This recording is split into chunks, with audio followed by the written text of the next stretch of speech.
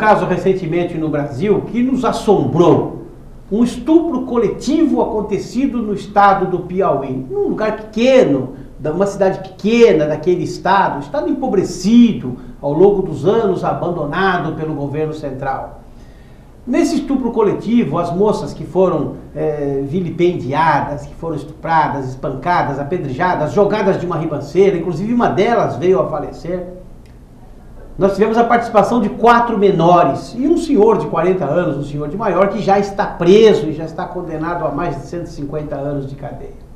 Esses menores foram condenados a 23 anos de reclusão cada um em instituição de menores, mas é óbvio que só poderão cumprir no máximo 3 anos e sairão com a ficha limpa. Sairão, entre aspas, 3 deles poderão sair, porque um deles já foi assassinado pelos outros 3. Uma notícia triste, que comove, mas que lá naquela cidade, para que vocês tenham uma ideia da gravidade do caso, naquela cidade houve uma grande queima de fogos para comemorar a morte daquele jovem que participou do estupro coletivo. Na cidade foi proibido o enterro desse jovem, tiveram que enterrá-lo na capital, porque os moradores da cidade impediram, inclusive, que ele fosse enterrado na cidade. Nós estamos vivendo um tempo de barbárie, nós estamos vivendo tempo de criminalidade exacerbada, nós estamos tendo linchamentos em todos os cantos do país. Nós temos hoje a bandidagem completamente armada e o cidadão desarmado, o pai de família, está entregue à sua própria sorte e à sua própria mercê. A quem interessa esse estado de coisa no nosso país? Quantos estupros coletivos nós teremos ainda? Quantas mulheres ainda serão assediadas, serão estupradas, sem que nós possamos nos defender? Estamos caminhando por caminhos tortuosos. O perigo está batendo à nossa porta. Nós estamos entregues à nossa própria sorte. Pense nisso.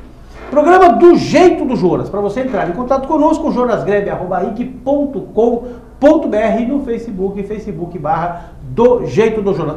Para me ajudar a fazer esse programa hoje, eu convidei uma ilustre personalidade aqui da nossa cidade, ele que me honra muito com a sua presença, há algum tempo já que eu não trago aqui o programa, tenho sentido muito a sua falta, mas teve aí alguns probleminhas e tal, mas está recuperado, está bem e nos honra com a sua presença e eu agradeço muito a sua vinda aqui hoje, doutor Francisco Martins, decano da advocacia da cidade do Guarujá, nosso eterno juiz de paz, muito obrigado por estar aqui. Eu te agradeço, Jonas, a oportunidade de nós estarmos aqui e agradeço as palavras elogiosas que calam fundo em meu coração, porque isso representa, significa o carinho, a amizade que você tem por mim e que eu retribuo também, porque você é uma criatura muito especial. Aliás, já disse a você, você deve escrever um livro da tua vida, vai ser um best-seller. E eu quero cumprimentar também aqueles telespectadores que neste momento nos honram, né? Prestando atenção, ouvindo, e agradeço a todos neste momento. Doutor Francisco, o senhor é uma pessoa que tem aí uma experiência larga na advocacia, um juiz de paz, pessoa que realiza casamentos, tem uma história toda de vida. Como é que o senhor vê esse momento do Brasil? Temos aí, ontem nós tivemos no Pará 20 homicídios em menos de 5 horas, 20 assassinatos em menos de 5 horas, estupro coletivo no Piauí, morte de um dos participantes, a cidade proibindo de enterrar, linchamento para tudo quanto é lado, desemprego ocorrendo para todo lado. Como é que o senhor vê a situação do Brasil hoje? Conta pra gente como é que é a visão de alguém com a sua experiência. Eu vejo com muita tristeza, porque afinal eu também tenho minha família, meus filhos, meus netos, e me preocupo muito com o que vai ser dessas crianças ou jovens. Porque nós não vemos hoje, Jonas, nenhuma possibilidade de mudança enquanto tivermos, infelizmente, esse governo que domina, infelizmente, toda a nossa maneira de ser. Você acabou de dizer aí, eu recentemente vi na televisão uma reportagem muito séria nos Estados Unidos. Lá também tem direitos humanos, mas direitos humanos para a vítima, para a esposa que fica viúva, para o filho que fica sem pai. Aqui é o contrário, Jonas. Ninguém se importa, ninguém se interessa com a vítima. Tanto assim é que proibiram as armas ao cidadão decente e honesto. E armaram o bandido. E armaram o bandido. Então ele se tornou uma vítima que parte para o sacrifício sem ter condição de defesa. Agora, falando de maneira geral, Jonas, eu lamento profundamente a inversão dos valores que, infelizmente, as nossas leis, idealizadas por políticos que têm determinados interesses, e o que é que nós vemos? Uma inversão total, Jonas. Mas isso que eu queria colocar, doutor Francisco, com a sua experiência, por que o senhor acha que eles fizeram essa inversão de valores? Por que essas pessoas que governam o Brasil são tão contra a educação e são tão a favor sempre do criminoso e nunca do cidadão de bem? Tem um motivo, na sua opinião? Jonas, você conhece bem o seguinte ditado: divide para vencer. E é o que se fez no Brasil.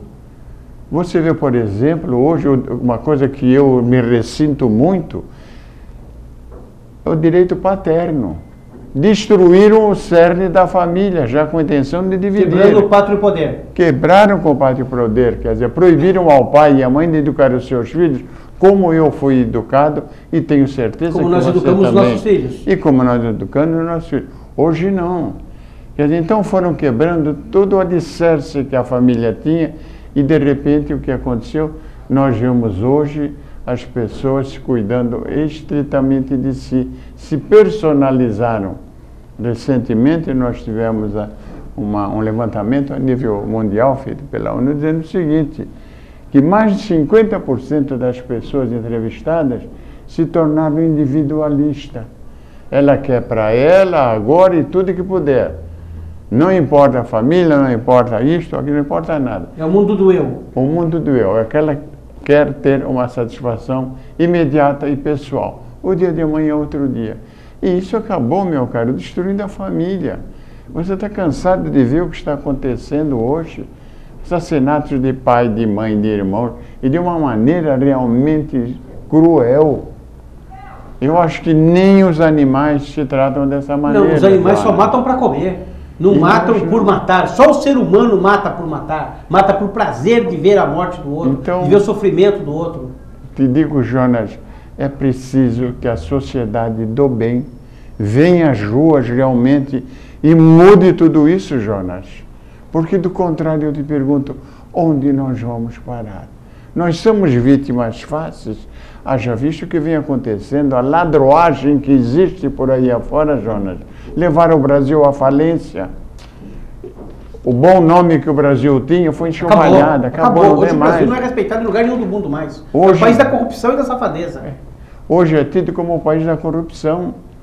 E por quê? Por causa de meia dúzia de gananciosos que pertencem a uma determinada ideologia política e que não leva a nada, porque ela é fracassada no mundo inteirinho. Onde houve esses governos de esquerda, é fracasso total, é miséria total, é fome. Vê o caso da Venezuela agora, vê Cuba, manifestações em Cuba agora pedindo aí para os Estados Unidos, pelo amor de Deus, socorrer, porque a situação fica difícil. Vê a situação da Alemanha Oriental, compara a Alemanha Oriental com a Alemanha Ocidental, enquanto uma teve um governo liberal e a outra teve um governo esquerdizado, totalmente os esquerdopatas mandando, e vê o que fizeram com a Alemanha Oriental, ao ponto do povo morrer de fome, não tem emprego, não tem nada. Quer dizer, onde eles põem a mão, realmente é terrível. Mas, sei lá, parece que eles têm um poder de convencimento que levam as pessoas, principalmente as pessoas mais humildes, aquele discurso, eu vou te dar comida de graça, vou te dar roupa de graça, vou te dar tudo de graça.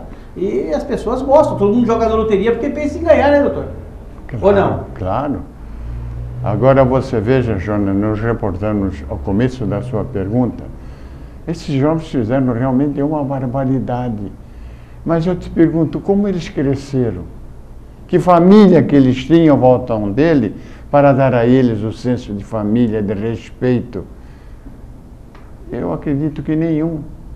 Então se tornaram verdadeiros animais a ponto de não respeitar mais a vida, a ponto de fazer a barbaridade que fizeram.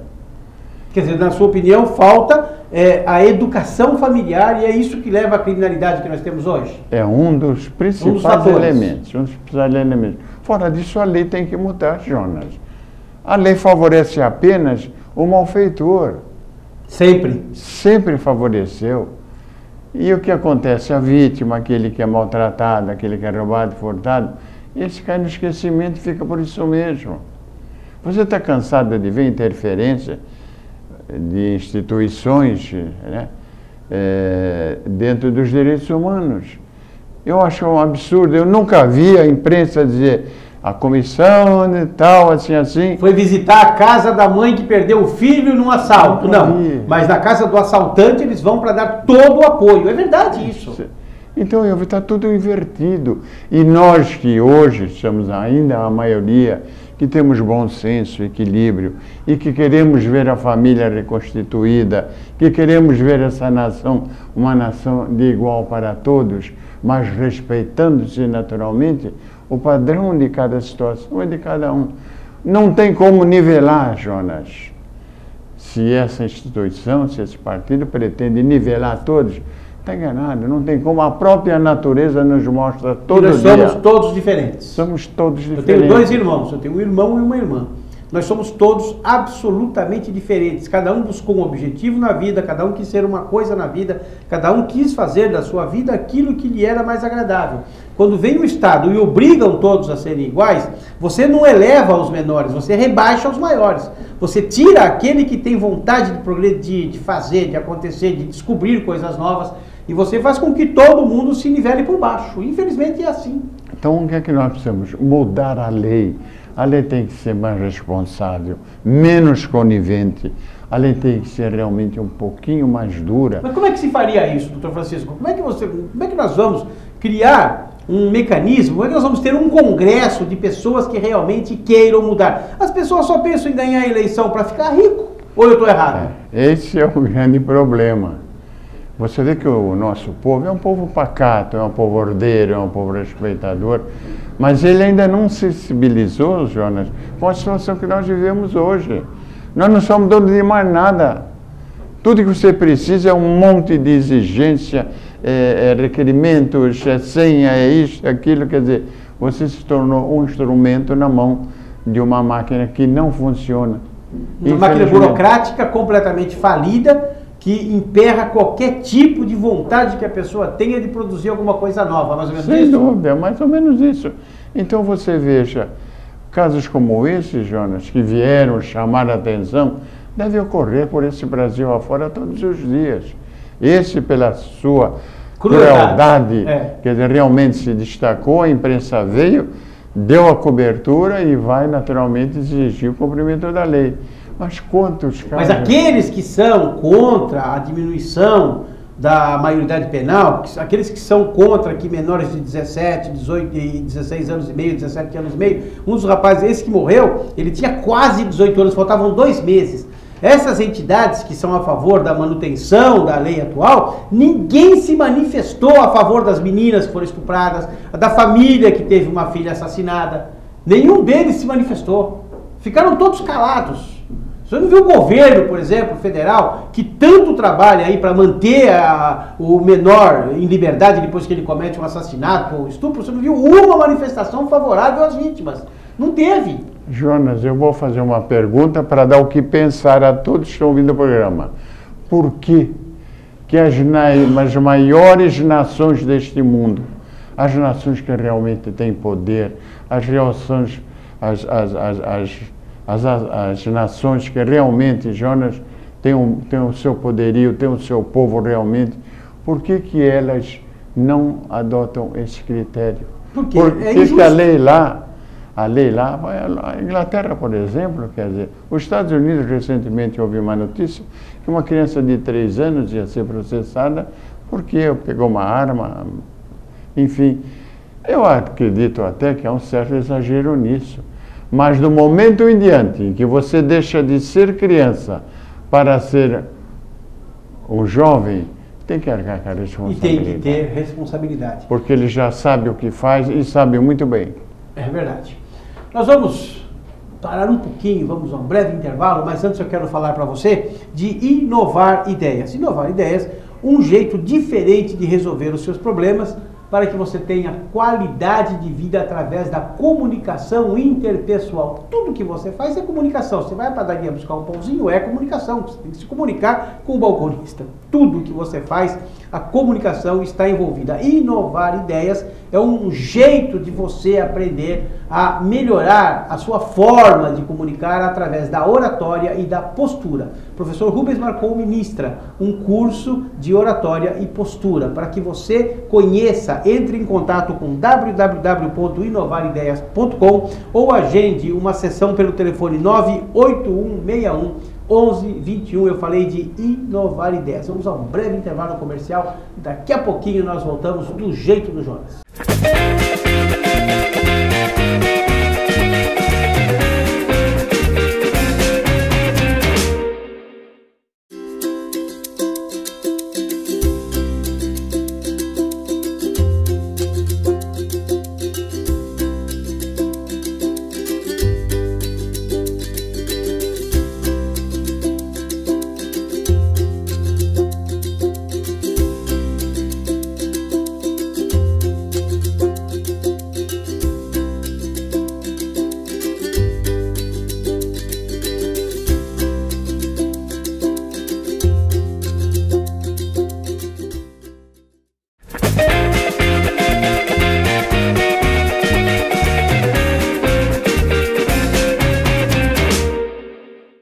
De volta para o segundo bloco do programa, do jeito do Jonas, conversando hoje aqui com o decano da advocacia da nossa cidade, juiz de paz, serviços, uma longa lista de serviços prestados à nossa cidade e que muito nos honra aqui com a sua presença. É muito gostoso ter aqui o Dr. Francisco Martins. Dr. Francisco Martins, o senhor sabe que nós estamos disputando aí os Jogos Pan-Americanos e uma grande parte dos atletas que estão lá representando o Brasil são militares. O Exército Brasileiro está, na sua escola de educação física, preparando atletas. E alguns atletas ganharam a medalha de ouro. Acho que o Brasil nunca teve tanta medalha de ouro na história, se teve foi uma vez ou outra. E quando eles ganham a medalha de ouro, toca-se o hino nacional. E esses atletas estavam lá batendo continência, prestando continência na hora do hino. E foram repreendidos pelas pessoas que são aqui do Ministério dos Esportes, do governo brasileiro. Como é que o senhor vê essa atitude? Não é uma coisa esquisita? Quer dizer, qual o problema de você prestar um respeito à bandeira nacional? É ódio contra a bandeira nacional? Como é que o senhor vê isso? Eu vejo uma forma de você... Porque eles são vermelhos, não são verde e amarelo, né? Não são não. Tanto que nós vimos nas passeatas que nós tivemos aí recentemente. Agora é uma forma de desestimular. É uma forma de levar a pessoa a deixar de respeitar aquilo que nós temos de mais caro neste país, que é a bandeira nacional. Eu acho que tem que bater continência, tem que respeitar. A falta de respeito, Jonas, é o que está levando a tudo isso. É o que está levando a tudo isso que está acontecendo. Então nós temos realmente que repudiar as manifestações desse governo que quer levar este Brasil ao caos absoluto total, onde não se respeita. Dá essa impressão, né? Que eles querem o caos total. Caos total. Aquela história, divide para dominar. Agora, bater continência para o pavilhão nacional... O respeito? Eu acho um gesto de respeito, de civismo, de patriotismo. Eu acho uma lição de civismo para quem está assistindo. Eu lembro do meu tempo de criança, Jonas, realmente já não era assim, ou hoje é assim, mas era diferente. Você tinha seu uniformezinho... A mãe costurava o meu, a mãe costurava a camiseta, a camisa, não era camiseta, era camisa de manga curta, de botões, né? Camisa branca, o shortinho lá, o calçãozinho, a mãe costurava o calção. Quando eu era criança, eu via minha mãe lá na máquina de costura fazendo uniforme, já tudo de graça, né? Não sou contra que seja de graça, mas a mãe saber fazer um short, fazer uma camisa é importante. Mas você veja, naquela época chegávamos, tinha uma pracinha com o pavilhão nacional. E não se fazia nada sem primeiro prestar uma homenagem ao símbolo da nação, nosso pavilhão.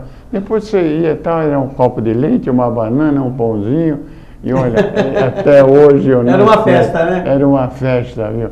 E hoje tudo isso é proibido. Nós perdemos o rumo, nós perdemos o caminho. Mas completamente, Jonas. O povo brasileiro não aceita. Onde é que nós erramos, doutor? Nós erramos pela nossa conveniência, uma cesta básica, isto, aquilo, então... Querer levar vantagem em tudo, O brasileiro quer levar vantagem em tudo sempre, ou estou errado? É lógico que não são todos, mas a grande maioria quer levar vantagem de alguma forma. Mas nós vemos isso em toda a política, né? Desde o município até a presidente da República. O que nós vemos de vez em quando é verdadeiro escândalo. E, infelizmente, em alguns nós não sabemos até hoje do resultado. Ainda bem que o nosso Poder Judiciário... Ainda tem trabalhado bem. Ainda tem trabalhado bem. Eu até hoje dizia que eu vejo o delegado federal, Mourão... O juiz é Sérgio Moro. Sérgio Moro. Isso, juiz. Uma cópia do Joaquim Barbosa. Que os dois trabalham mais ou menos em sintonia com a justiça. Sim. Porque a lei é injusta, Jonas. Cumpre-se a lei, mas esses dois objetivam sempre fazer justiça. Cumpre a lei, mas faz justiça. E onde nós encontramos isso hoje? Se toda a máquina diretiva da nação está dominada por essa gente, Jonas. Toda. Criou-se, né, essa coisa de tomar lá da cá, essa coisa de te dou o contrato da Petrobras, mas X% tem que vir aqui para o partido, para os políticos, né, para as pessoas que dirigem o Brasil. Quer dizer, foi criado um mecanismo de corrupção e foi se fazendo uma bola disso, uma coisa que não para de crescer. Aquela historinha antiga da bola de neve que vinha rolando a montanha e ela vai agregando neve e ela só vai aumentando de tamanho. Mais ou menos é isso que aconteceu com o Brasil nos últimos 20 anos. São os 8 anos do Fernando Henrique Cardoso começou isso. Isso foi muito aumentado nos 8 anos do presidente Lula e agora, então, tomou rumos quase que imponderáveis. Não tem como você ponderar, falar assim, olha, começou aqui, termina aqui. Não, é uma coisa que você não sabe onde termina, que só aumenta. Não tem fim. Não é previsível. E com isso, hoje, as pessoas estão pagando aumento de luz a todo dia. Hoje eu tive uma notícia na Rede Globo de televisão que eu caí da cadeira, porque Campinas fez uma campanha muito forte para as pessoas economizarem água. E as pessoas economizaram tanta água que está faltando dinheiro nos cofres da Sanasa, lá não é Sabesp, lá é Sanasa. Verdade. E aí agora eles vão aumentar o preço da água, porque com o baixo consumo eles precisam ganhar mais dinheiro e estão ganhando menos. Quer dizer, é o cachorro correndo atrás do rabo ou o rabo correndo atrás do cachorro? Pediram para o povo economizar água, economizou. Agora ficou tão baixo a conta que eles são obrigados a aumentar a água em 27% para cobrir as despesas da Sanasa, porque eles não têm dinheiro para entregar a água que eles prometeram que se você economizasse teria. Quer dizer, uma coisa, é o samba do crioulo doido. Né? Para quem não sabe, o Stanislau Ponte Preta, senão vão dizer aqui que eu sou racista, há 40 ou 50 anos atrás, fez um samba chamado Samba do Crioulo Doido. Naquela época não existia todos esses movimentos que impedem, né, você de fazer, por exemplo, um samba a esse respeito. E ali falava de uma confusão histórica, né, que em Diamantina a princesa Leopoldina casou com não sei quem e tal, com Tiradentes e tal. E o que nós vivemos hoje no Brasil é o samba do Crioulo Doido. Ou eu estou errado? Não, aliás, muito pior, né? Agora, Jonas, uma pergunta que eu deixo no ar. Os áureos tempos, por exemplo, de Sabesp, né, onde o lucro saía para o bolso dos seus acionistas, onde está esse lucro? Na hora que dá o lucro, eles põem no bolso. Quando dá prejuízo, eu tenho que meter a mão no bolso. Se eu falar que está na Suíça, o senhor fica bravo, não? Não. O grande problema do Brasil é que o dinheiro, doutor Francisco, acaba indo para fora em paraísos fiscais, né? Você pega, por exemplo, aquela moça que convivia lá, coabitava com o presidente Lula, Rosemary Noronha, que está respondendo a 26 processos criminais, né? Ela viajava no avião do presidente da República, fez 14 viagens para fora do Brasil sem carimbar o passaporte. Tudo isso é coisa que está sendo tratada na justiça e vai ter um desfecho.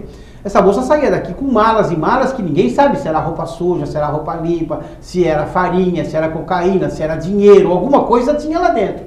E ela parava sempre na cidade do Porto e tirava essas malas. Interessante isso, não é? E mais interessante ainda é que a presidente Dilma fez 2 viagens agora recentemente para a Europa, uma para a Rússia e outra para Davos, e nas 2 ela parou exatamente no Porto.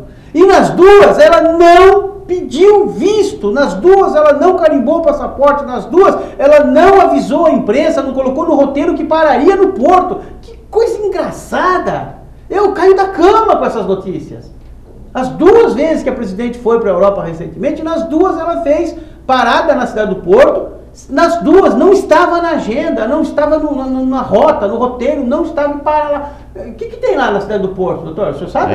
Não, o senhor que tem descendência portuguesa. Bom. Tem coisa boa lá? Deve ter muito dinheiro, muita então, mala a Polícia preta Federal por lá, né? tem que investigar muito mais do que está investigando. Tá bom do jeito que está. Né? Até vou trazer aqui o doutor Protógenes um dia desse, ele que voltou a ser delegado federal depois que deixou de ser deputado, e vou perguntar isso a ele, o que tem lá nessa cidade do Porto? E tomara que se investigue, mas que se investigue muito, porque são coisas hoje que são públicas e que são notórias, sabe? É complicado, doutor, eu fico indignado, porque perdeu-se a vergonha, doutor, me ajuda aí. Exatamente, mas está certo. Infelizmente hoje criou-se um sistema onde só a propina funciona. Se não tiver propina, não funciona absolutamente nada, Jonas. Nós vemos, por exemplo, em certos países, onde é tudo diferente, Jonas. Cidades onde o vereador não ganha nada, ele trabalha normalmente, como eu, você e aquele que nos ouve. Aqui, ao contrário, fez-se da política um emprego. Um ministro do parlamento inglês, um membro, perdão, vou tirar a palavra ministro, um membro do parlamento inglês vai ao trabalho de metrô, o senhor sabia disso? Não tem nem estacionamento no parlamento, não tem. Eles vão de metrô, se não for de metrô tem que ir a pé ou de táxi, porque não tem estacionamento. Aqui... Jonas, o nosso povo, o nosso cidadão, o nosso jovem precisa se conscientizar, Jonas. Que o Brasil é deles. Que o Brasil é dele no bom sentido. No bom sentido, que eles têm que começar a tomar conta do Brasil. E que eles não podem tolerar mais isso, porque eles esquecem do seguinte: do couro saem as correias. Quem vai pagar todo esse mundo de dinheiro são vocês mesmos. Isso. Então é preciso ter consciência disso. Jovens que entraram no conto do FIES e que agora não conseguem se matricular. Ontem ou antes de ontem terminou o prazo do FIES. E os jovens não conseguiram fazer a rematrícula porque eles desligaram o site, você só pode fazer pelo site, entende? Então tem aí 14 milhões de pessoas do FIES, 1 milhão conseguiu se inscrever, porque não tem dinheiro para pagar isso, porque foi promessa para ganhar a eleição, doutor. Isso está errado, isso não está errado? Dizer, não vou mexer nas leis trabalhistas, no direito do trabalhador, e mexer, não está errado. Dizer, vou baixar a conta de luz em 16% e aumentar em mais de 100%, não está errado. Mas é quase como tudo nesse país, Jonas. Recentemente eu encontrei com um alto funcionário da Sabesp e eu cobrei dele o seguinte: vocês gastam fortunas fazendo propaganda, nos incitando a economizar água. Agora me explica por que vocês deixam 36% da água tratada vazar pela terra. Me explica isso. Olha, Jonas, ele ficou quietinho, caladinho, naturalmente numa posição de respeito, mas não tem resposta para isso. Não tem. Quer dizer, eu posso gastar, jogar fora no 36% da água. Você tem que economizar no banho. E eu sou obrigado a... É como a luz também, né? Mesma coisa. A mesma situação. Então nós temos que reformar tudo. Olha, Jonas, fala-se muito de uma nova passeata, dia 29 de agosto, não sei. Gostaria que todo cidadão de bem pegasse uma bandeira brasileira e saísse às ruas também dizendo não a esse tipo de política que se faz nesse país. Nós precisamos convocar inclusive o jovem a começar a mudar esse país. A minha geração votou nisso aí, ó. Votou Lula, votou Dilma, votou Fernando Henrique. A minha geração colocou esses caras, tá? A geração de vocês, jovens, é que precisa fazer diferente. Porque nós fracassamos. Eu, com mais de 60 anos, tenho 62 anos, quase 63 anos de idade, eu digo, nós fracassamos. Nós colocamos esses caras aí para fazer isso que eles estão fazendo com o seu futuro. Pense nisso. Doutor, 30 segundos para falar tchau. Jonas, eu peço desculpas, às vezes fazemos alguma colocação mais feita. Imagina, é uma honra. Mas eu sou idealista, sabe? Nós somos. Quero ver esse país crescer, quero ter a honra de sair lá fora e não ser chamado de corrupto, disso e daquilo. Mas quero aproveitar e agradecer aos telespectadores que nos honram, que nos ouvem, e agradecer a você pela oportunidade que me deu. Uma honra muito grande receber aqui o Dr. Francisco Martins, venha mais vezes, vou trazê-lo mais vezes aqui, porque realmente nós precisamos absorver dos seus conhecimentos, da sua experiência de vida. Muito obrigado por ter vindo, que Deus te abençoe e te guarde, que faça resplandecer o seu rosto sobre ti e te dê a paz.